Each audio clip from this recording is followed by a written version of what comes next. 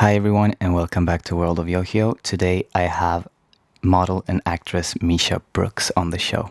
Let's get into it.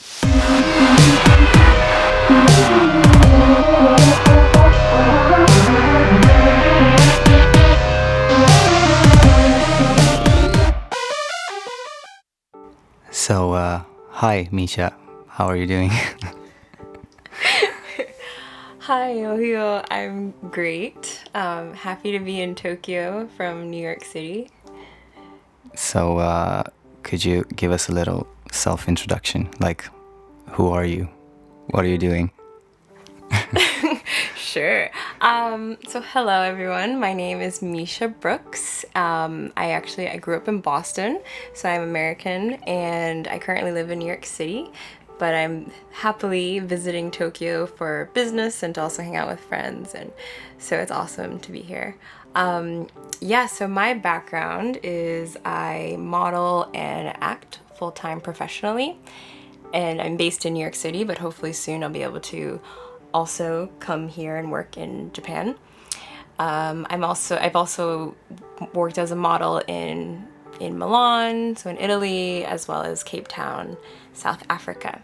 And I guess a fun fact about me is that I have a mechanical engineering degree from Harvard and also spent some time at MIT. So I really love robots, specifically like humanoid robots. Oh, really? Yeah. And like human interfaces. So yeah. What's that? Tell us about that. What's a human interface? So it's very broad, but anything that a human interacts with on a, I guess, more of like a personal level. So it could be your clothes, for instance. So that's called like smart apparel, and so you have electronics in your clothes.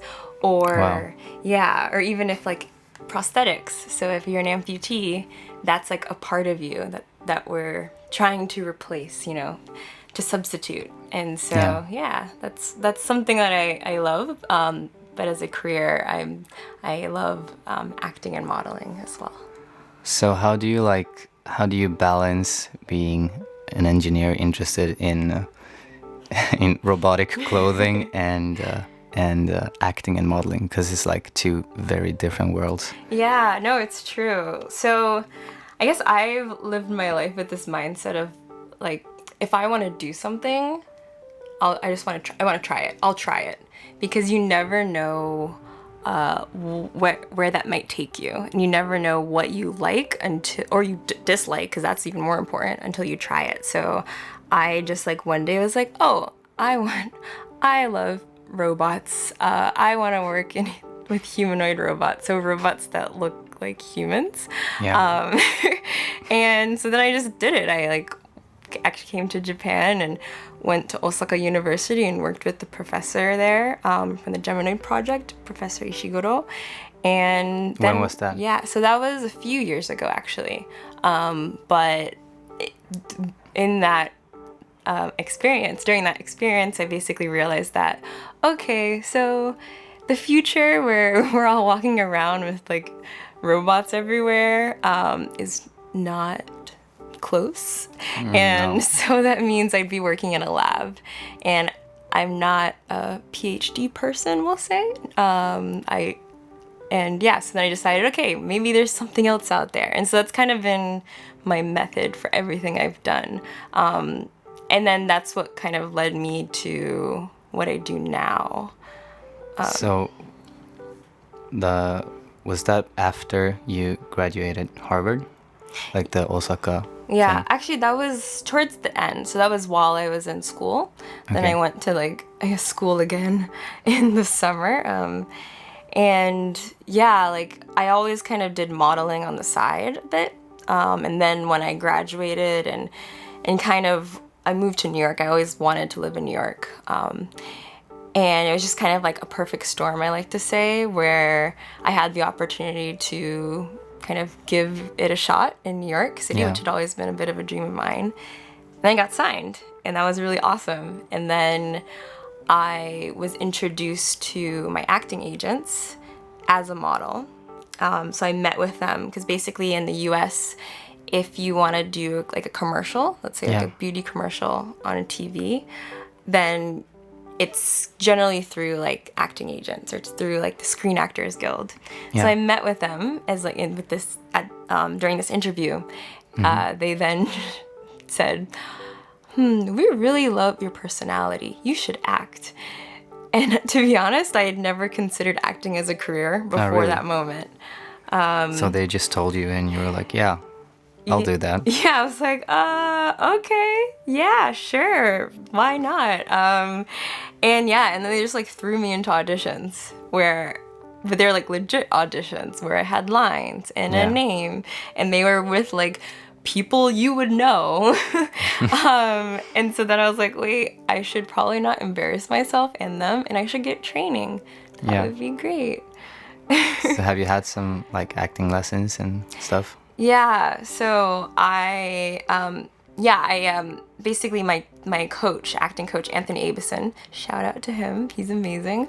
Shout out. Yeah, shout out. Shout out. The first shout out in this podcast, actually. Yes, awesome. I auditioned for him, and even though I had zero acting training, I had zero acting training at that moment. He said, "Oh, I see the light, the actor's spark," and then like let me into his class. And so that's, I say, the main person that I'm working with. And then like of course you can always supplement that with like, oh, like I'm doing a workshop with a casting director, and that kind of just like opens your eyes to the mindset of all these different, I guess, people and characters in the industry. Yeah. Yeah. That's interesting. I've had no training, so I'm jealous. Yeah. I mean, I think it's whatever works, to be honest. You know? Like, I personally could never go to like a conservatory. I like the way my training is now, which is kind of like, okay, like I go, and I always have the option, like if I book a job and I'm away, like I was away like for most of the summer abroad modeling, and I could just like take time off, and you kind of make it work for the material. And I think that's like the best way to get better, Yeah, of course. Yeah, you're able to work in many different things, but... So how does Hollywood look at like you being a Harvard person? Like how do they see that in Hollywood? Yeah, like, it's always... it can't be that usual or normal, right? Or is it? I don't know.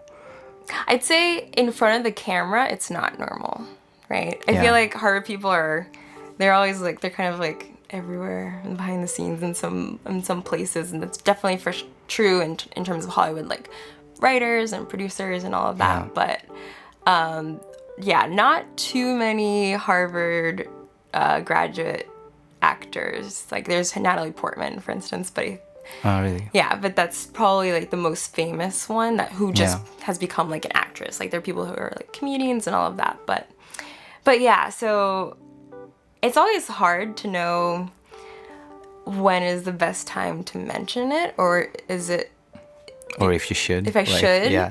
Because I find that, we call it the H-bomb. Like really? if you say, like if you tell someone, this is like in just normal life, like you tell someone like, oh, I went to Harvard. Yeah. Depending on like the type of person they are, either they'll be like, oh wow, that's cool, and then just kind of like move past it, or they'll be like, they despise you because you're a high class yeah, high class. Yeah. No, it's true. It's like, I think oftentimes people take, maybe they had some negative experience in their past, or there's something that they are unsure about in their life, and then they kind of express that, internalize it, and then when they think then like, oh, okay, she's saying that, she's better than me. Well, I mean, if you don't like when you introduce yourself, like, hi, I'm Meisha, a Harvard graduate.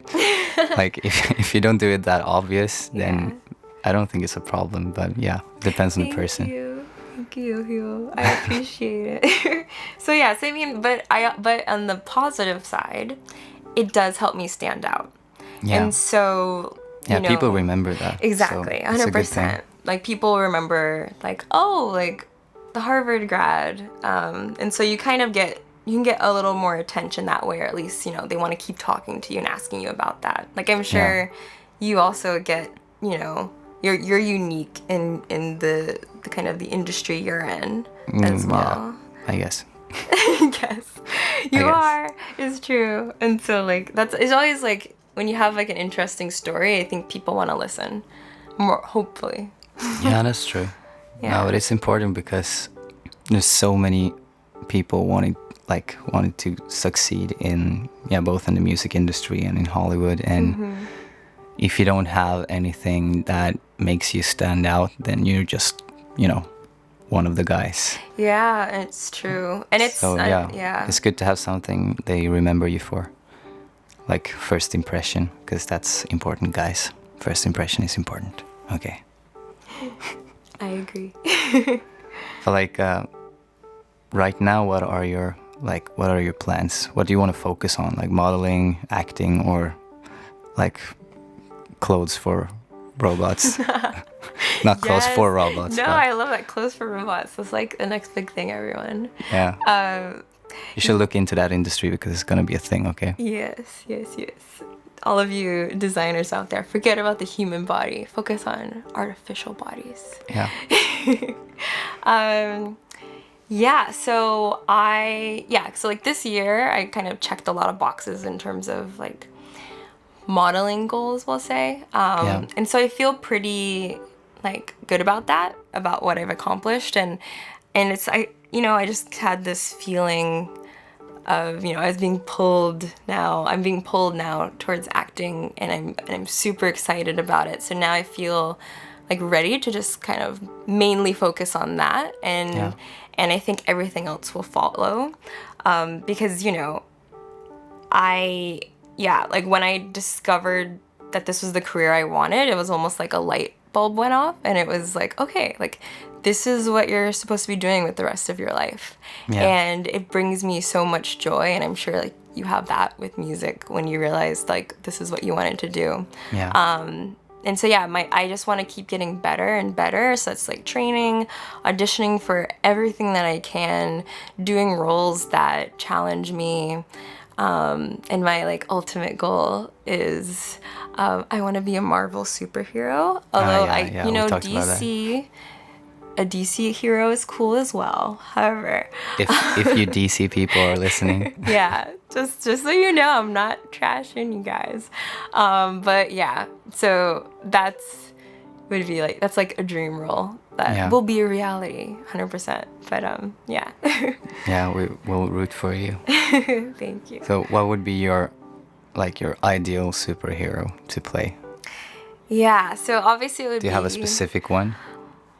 I don't have a specific one, but it would be, of course, one that hasn't been played before. So like a new hero in the world, or in like our Super Meisha. Super Meisha, our like human world. But I do love Storm. And, I think X-Men. X-Men. I think she has a lot of the elements that I would want as a superhero. She can fly. Like, I want to fly. She has this other world. She's otherworldly. So I love just kind of this like alien-esque being. And she can destroy things with her hands and shoot things out of her hands. And that's what I want to do. That's a legit goal to have.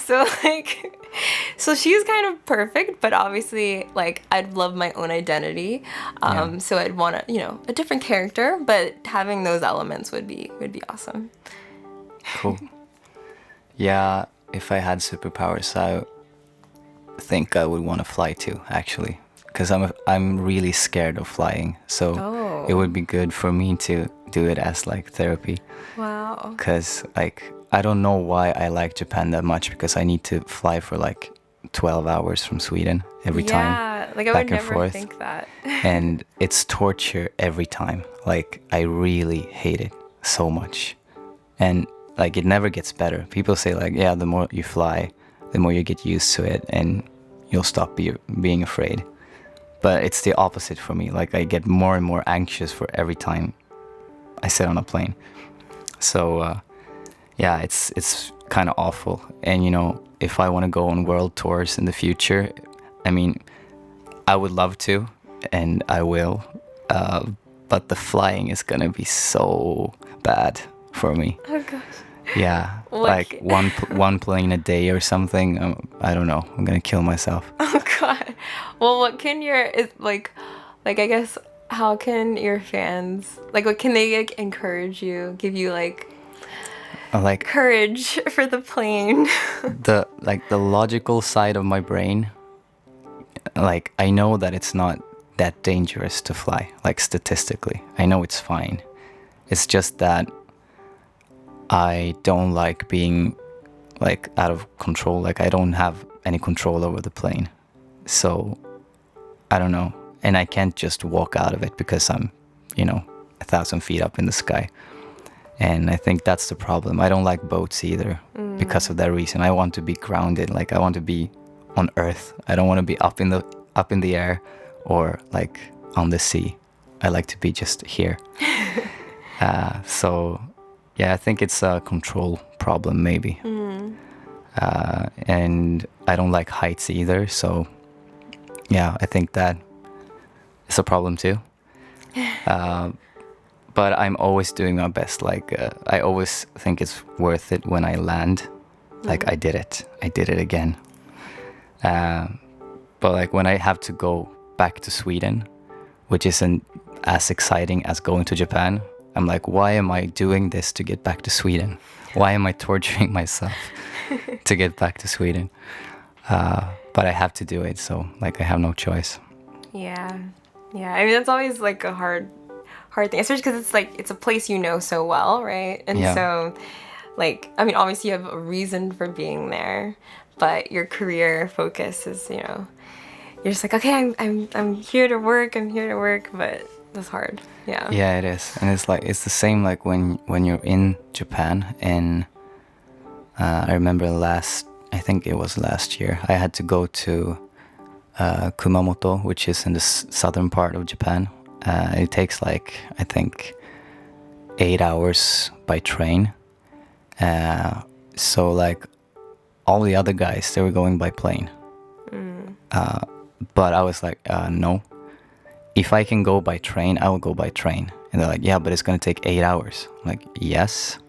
So like I like trains. I don't mind seeing like Japanese nature for 8 hours straight. Yeah, that's true. Because I had never been there before, so I mean, I don't mind. Like, yeah, but it's 8 hours. Yeah, I know. Like, it's fine. I'd rather go by train, okay? So I took the train by myself, and they took the plane.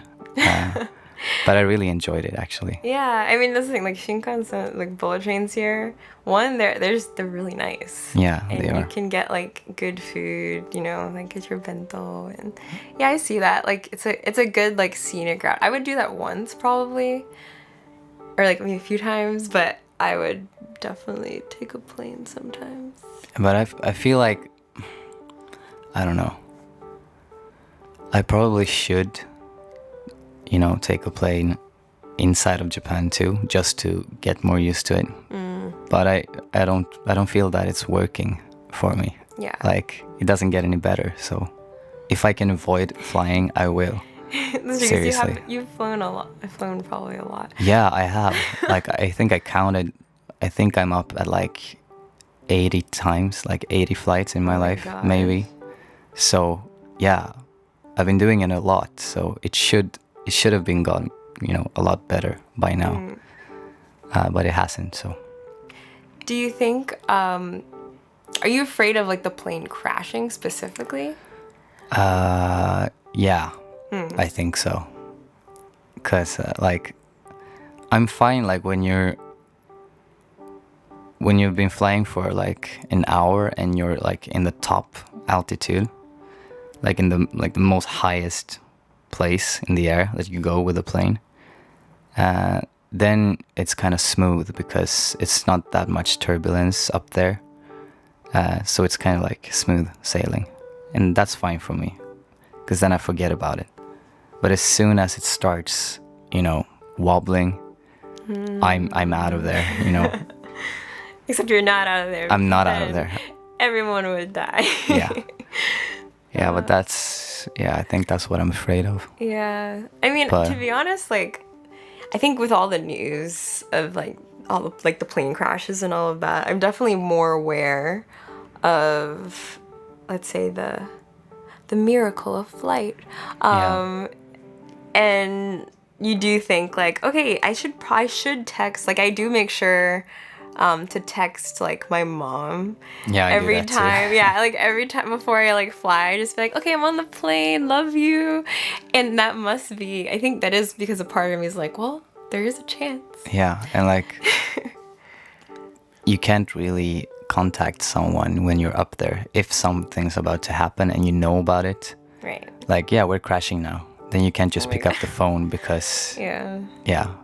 you don't have Yeah. the opportunity. So I also do that. Like, I call my mom and my dad and like, I love you. If I die, remember me. Like, Oh my God. I'm really a drama queen when it comes to flying. But yeah, Yeah. Well, like I get really upset with my dad when he doesn't text me before going on a plane somewhere. I'm like, dude, come on. You're like, I just needed to talk to you. Yeah, like I just want like I'm going on the plane now. Bye bye. Like that's fine. But when he's like, yeah, I was flying, I was like, what? You should have told me. Exactly. Well, this is why pilots, thank you for flying your planes correctly. Yes. And stop sleeping when there's autopilot on, because I don't like that, okay? Yes. Because I know that you do it. Stop. Anything could happen. You're responsible for like 200 people's life. Oh no. Yeah. Okay, I'm well, watching you.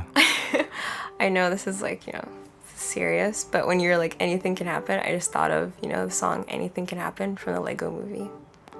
Yeah, I don't want to hear about that because I'm gonna fly soon. So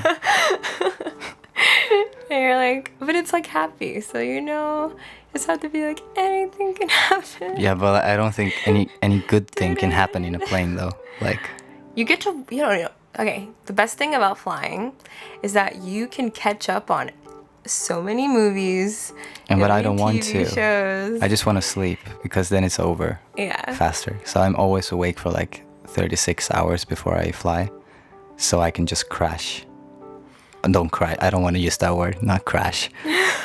So I can fall asleep on the plane. Yes. So I can just try to sleep for those like 11 hours that it takes to go to Sweden, because yeah, I get really upset when like the staff wakes me up when I really just fell asleep.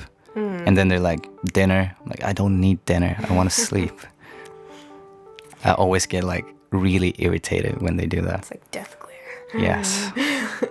Don't wake me. If you see me on a flight somewhere, don't wake me up. Please don't wake me up, okay? Even if we're crashing, I don't want to know about it. Oh I just want to die in my sleep, okay? That is true. Like, dying in your sleep is something that is sought after. So Yeah. It's kind of scary though. Like before I fall asleep, I'm like, I may not wake up, but it's fine. I'll just try to have a good sleep until I die.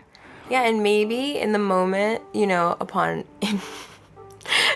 okay, this is not gonna happen. You're gonna be fine, but an impact maybe because you're sleeping, then what you were dreaming, you won't you'll just think of the dream. Death is a you dream. won't think of anything else. Just like, oh, I'm in a field of flowers and it's nice. I hope the afterlife is a field of flowers and I don't go to hell. Yeah, and hopefully you don't have allergies, because then a field of flowers. Yeah, no, I don't. Could be terrible. I don't have any allergies. It's fine. Yeah. I'm allergic to planes. That's all. Okay, I don't know how we got to this point, but But hey, this is important. yeah, it is. Okay, so going back to the subject, like, what do you think are like the main differences between like modeling in and doing that kind of stuff in America and Japan, like the experience you have so far? Like, what do you think are the differences? Like, there's a lot of differences doing, music that I know of, but I don't know your world that well. So explain to me. Yeah, so I'll say, it's US market versus Japanese market. So the US market, when you're there, in the agency, models are generally kind of on different boards. So you divide the agency by boards. And of course, there's like women's board and there's the men's board. Okay. And then those are then divided into other categories. So there's generally an image category, which is for like high fashion. And then like Vogue and that kind of stuff. Yeah. Like your like runway models are generally, I guess there's no like, each agency can be a little different, but like if you're on the image board, you do those fashion, like runway shows, fashion campaigns. You're not going to do like a Gap ad necessarily, like a very, like I said, like a very commercial ad. So it wouldn't be like a Target commercial. Target's like, a big store in the US, if people don't know. And then you have the main board, which kind of can go either way. Like you can do fashion and you can do commercial work. And then you'll have like development boards sometimes, which just means like, okay, these models are newer. And so it's just telling people like, oh, you can probably do more like free, like, I shouldn't say free, but like you can do more test shoots with them. And then, they're still learning how to be even better. And then you have like a direct board, which usually has like older models on it, or they're just models who you have to do a direct booking, so they're not going to go to castings. So what's considered old as a model? I want to know. Oh, yes. So this has been changing recently. Okay. Because personally, I think you should just be by like how you look, right? Because there are definitely people who are very young but look very old, and vice versa. But I'd say like 30s and up is considered old. Is considered older. Damn it, I'm closing in. But again, that doesn't necessarily mean like you aren't on like the main board still then. And then of course that just means that if you're like, let's say, just an older model, let's say like 40s, 50s even, you could be on the direct board, and then maybe they also have another division which is for like specifically people of that age group. But so, and honestly, it's old people need clothes too, so exactly, and they can be elegant and amazing and fashionable, posh. So that's how it's divided, and it doesn't matter like what country you're from, how you look like. It's literally just, I shouldn't say how you look, I say what like race you are or ethnicity you are. It's just by, generally it's also like some places have like plus size divisions, right? So it's by like your body type and your look, as we call it. And then your look is kind of just like, in other words, what's your look? So like I'm, for instance, a crossover girl, what they call. So like crossover girl. Crossover girl. So I can do fashion and I can do commercial work. And so I can do both. So that means like I can look a bit like edgy, my face is like a little edgy, but then also I can smile and you'll be like, oh, I want to buy that thing. I want to buy whatever she's selling. That's a good skill to have, I guess. So that's what I have. But in Japan, the agencies are divided by, like, they have like Asian, and then they have like international, which generally means not Asian. Just a funny thing, like when you say Asian in Japan, Japanese people don't really consider themselves Asian. So when they say like Asian food, they mean like Thai food and like Indian food and like Indonesian stuff. They don't consider themselves Asian in that way, even though they are. So it's kind of funny, actually. That they have an Asian division that would be like Indonesians and and Filipinos and Yeah, interesting. Yeah. Yeah. But I guess, yeah, the fashion world is an exception. Cause yeah, so then or they'll have like Japanese, right? So they'll have like Japanese, international, and then you have hafu. So like Yeah, the half. mix, like, so they're half Japanese and half something. Yeah. That's actually a funny thing for those of you that don't know this. Like, in Japan, hafu or half is a very like common expression. Like in the rest of the world, we are really mixed. Yeah. Like all of us. Like I have Finnish blood as well as Swedish, and I have English blood. Like I have a lot of mix in me too, even though I'm Swedish and I look Swedish. But here, as you know, like hafu is a thing. So like if you're half Japanese, half American, people ask you like, are you half? And I mean, maybe like in Sweden and America, that would be kind of rude. Like not rude, but like you don't really say it like that. But Japanese people do. So they ask me a lot too if I'm half Japanese, which I'm not. I don't know. Like I don't think I look Japanese at all, but I get that a lot. I guess it's because I speak Japanese.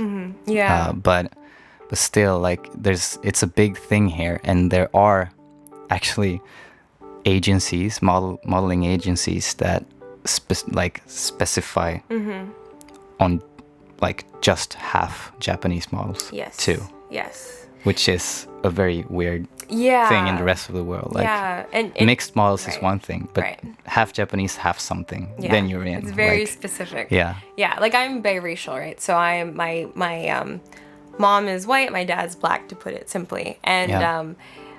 like, but there would never be in America like a biracial category of an agency. And the thing is, Well, it's weird. Yeah. Like in the Western world, it sounds so weird. Yeah. But I'm so used to being here right now. So like Japanese society, it just feels natural and normal, you know?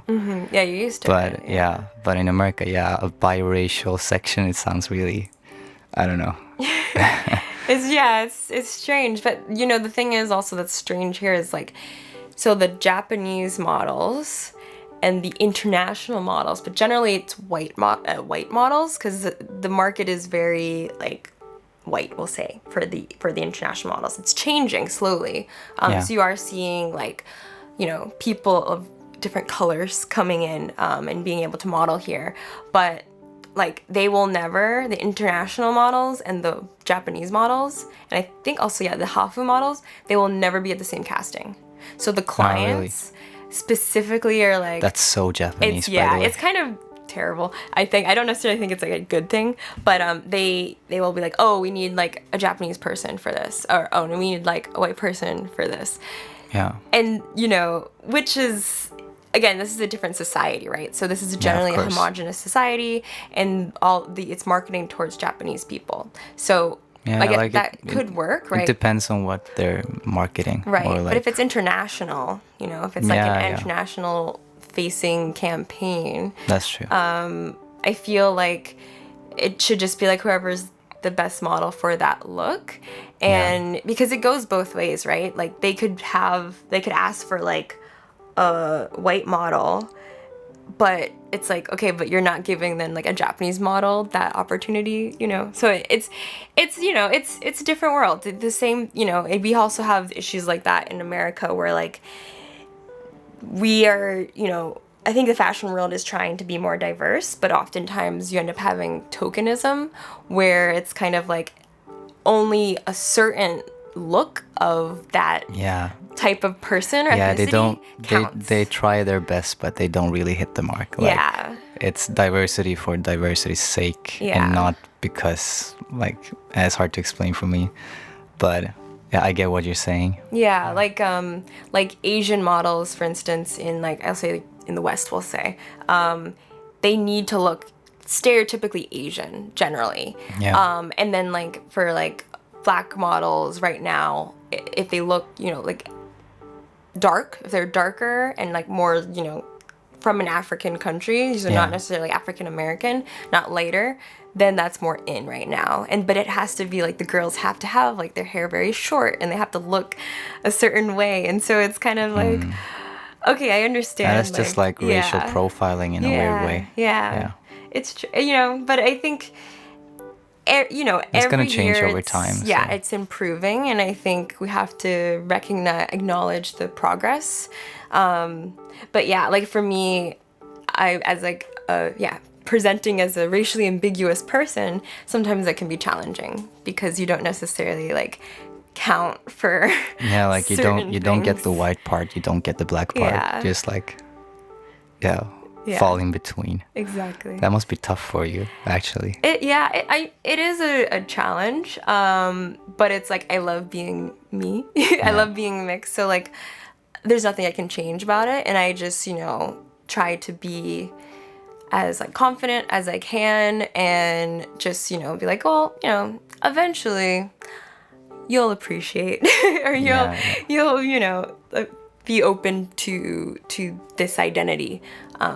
But yeah, it can definitely be hard to kind of be like, okay, like I know you're not gonna pick me because of XYZ, and it's something that I don't have control over. It's not like, oh, my hair needs to change, or even if you like, oh, you need to like be a certain size, Yeah. or measurement. It's literally just like, no, it's literally like the color of your skin and like the features, your facial features. So Yeah.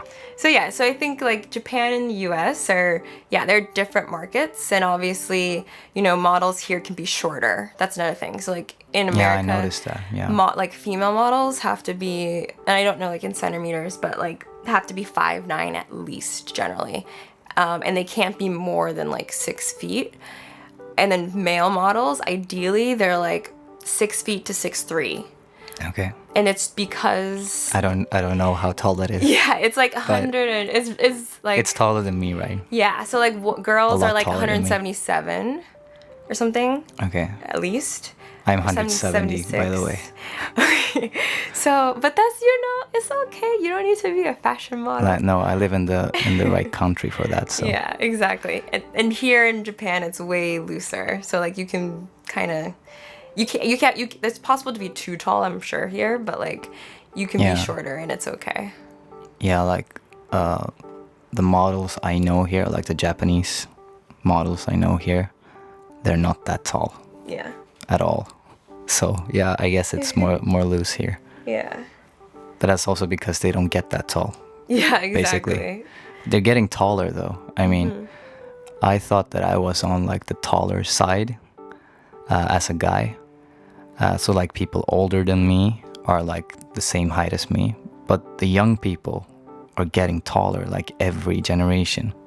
I've noticed since I've been here for like, the first time I came here was like 9 years ago, and people were really like small, like me.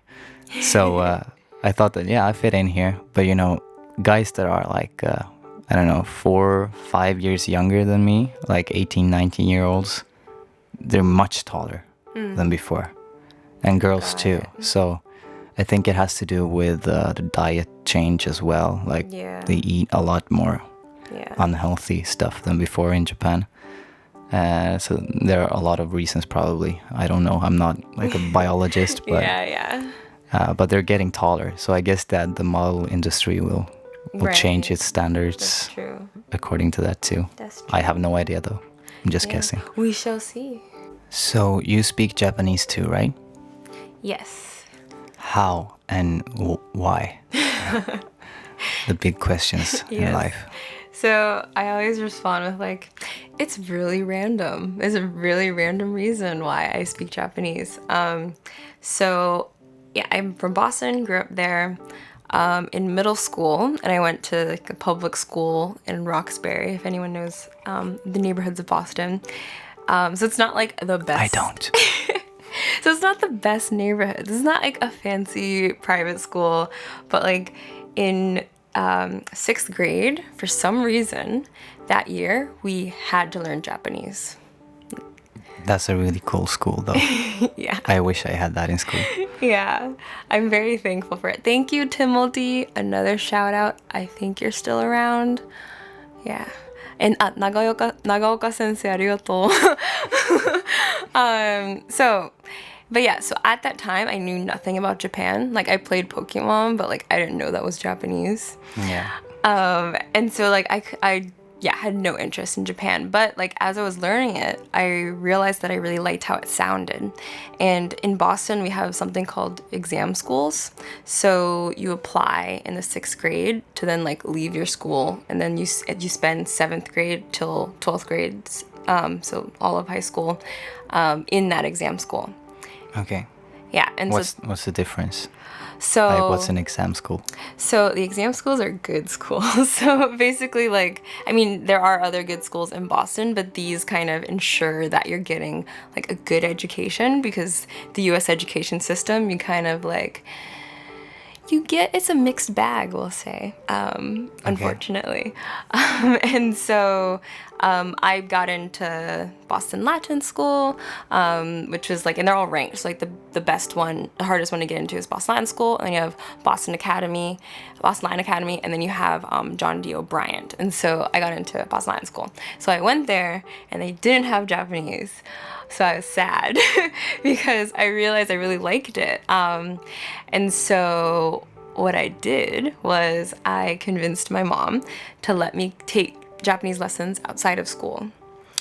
And the only place that was really teaching Japanese was the Japan Society of Boston. Okay. Also, shout out to you guys. And A lot of shout outs this time. So many shout outs. I can't resist. But their classes were for business people. They had never had child students. Yeah, I actually went to night classes too when I was like 12, I think, just for like 1 semester. Nice. And then I quit because all of the other people were like in their 40s going for business trips. So I didn't really fit in as a 12-year-old. And the Japanese we learned was just like business Japanese. So I didn't really need it back then. Now it's good that I learned it. But yeah, so I get you. Yeah. Oh, so yeah. So yeah, it's really awesome though, because they like I guess with you as well, they let me in. So I was like the first child student that they let in.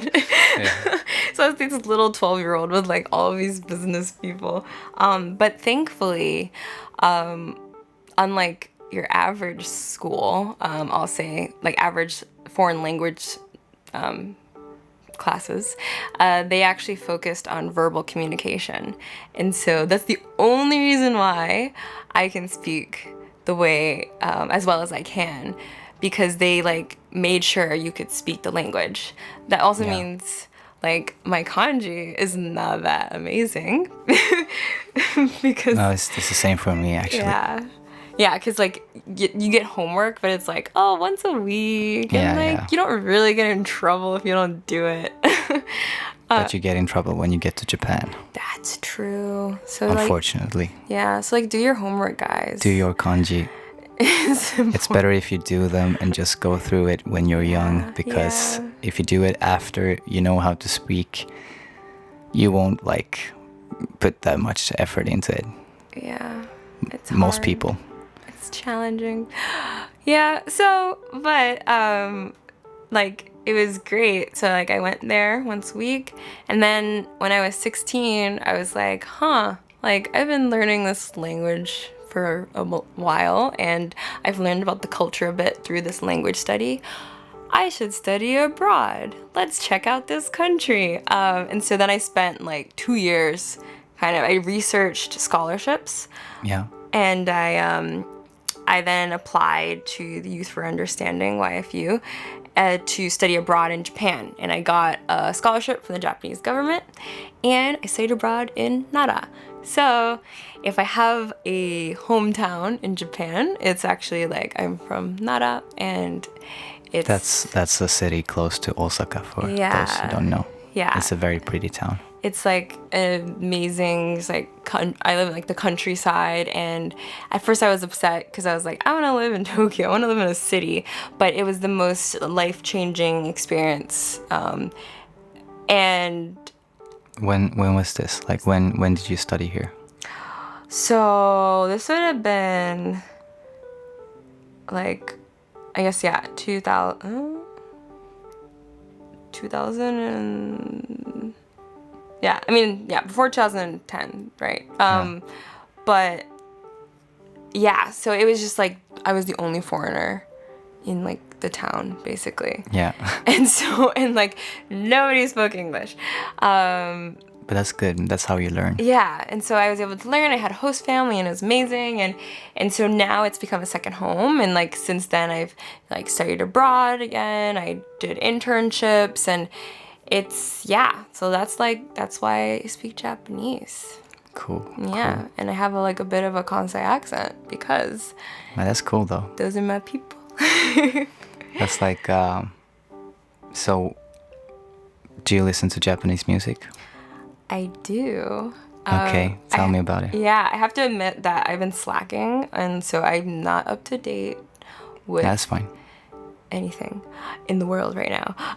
But so while I was during my language study, as I'm exploring the culture, I discovered, I think, the first band I discovered was Laruku, so L'Arc-en-Ciel, if you're French speaking.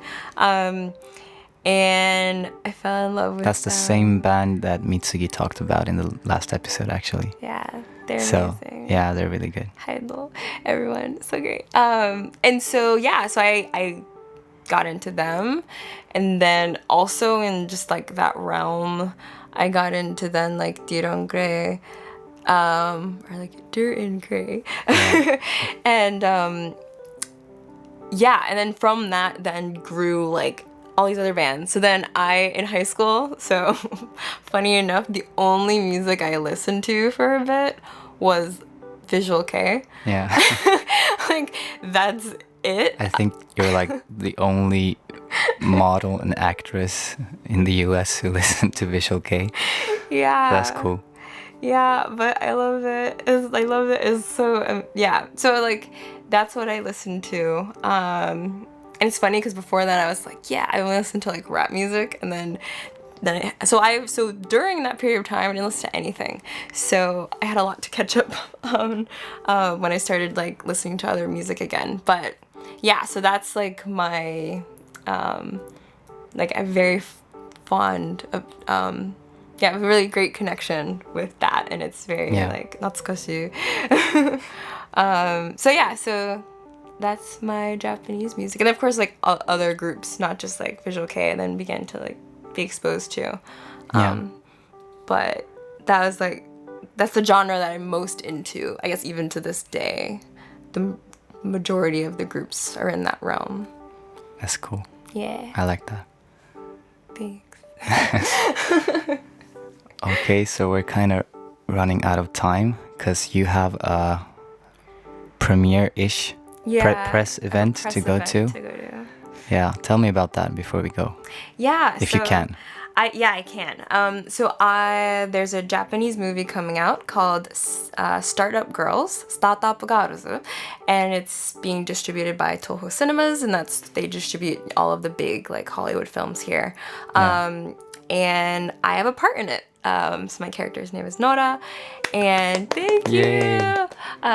So I'm going to the press event to, I guess, support, and then also to watch the film because I haven't seen it. And that's really cool. It's exciting. So tell us about your future. Like, what's your plan from now? Just like shortly. Yeah. So what can people expect from you? World domination. Oh wow. I'm on the acting front, just like booking bigger and bigger roles. I've made a lot of exciting progress, and there are a couple projects that hopefully I'll be a part of, which would be kind of it would be like a dream come true and would combine all of my background. Yeah. And then modeling, I see that kind of that accompanies all of that, because as I'm successful as an actress, I can do more modeling. I can do campaigns as well, so I'm not giving that up. And then engineering wise, like there are projects that I want to have my hands in terms of kind of having, I guess, some influence in that world. Yeah. But my main focus right now is the acting. Okay, good to know. This was episode 10 of World of YOHIO. Thank you for listening. I hope this was interesting, and I will have more guests on in the future. I'll probably have Meisha back sometime in the future too when she comes back to Japan. And so tell us where to find you online. Yes, so you can find me on Instagram, and my handle is my full name, so Meisha Brooks. Yeah. I guess you don't need to spell it, but like I'll spell it. It's MeishaBrooks. And that handle I use for everything else. So check me out there. And on my website also is MeishaBrooks.com. Cool. Thank you for coming. Thanks for having me. Yeah, if you want to follow me, you can do it on Instagram at YOHIO and on Twitter at YOHIO_thisrain. And if you want to support my work further, you can check out my Patreon at patreon.com/YOHIO. Thank you so much for listening, and I will see you next time. This was YOHIO and Meisha. Bye-bye.